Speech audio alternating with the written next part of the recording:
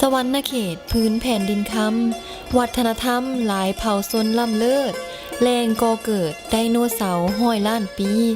ปูชนียสถานพระธาตุอิงหางงามสง่าสมนามว่าถิ่นกำเนิดวีรบุรุษแห่งชาติลาวแขวงสวรรณเขตเป็นแขวงหนึ่งที่ตั้งอยู่ทางภาคกลางของสปป.ลาวซึ่งทิศตะวันออกติดกับประเทศเวียดนามทิศตะวันตกติดกับประเทศไทยทิศเหนือติดกับแขวงคำม่วนและทิศใต้ติดกับแขวงสารวันสวรรณเขตเป็นแขวงที่ใหญ่อันดับหนึ่งของสปป.ลาวและมีประชากรจำนวน1 ล้านกว่าคน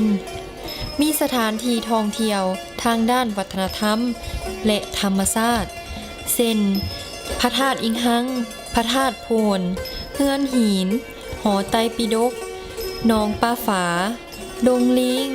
ป่าสงวนแห่งชาติผู้สร้างแห่ตาสะเลนตาสะโคย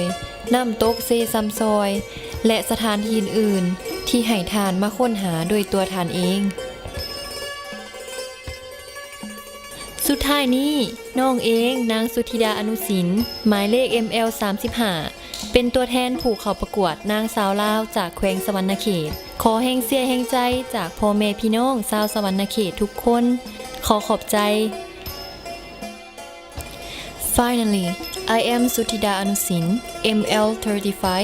a representative of Savanakhet Province for Miss Laos competition in 2018. Please vote for me and cheer me up. Thank you.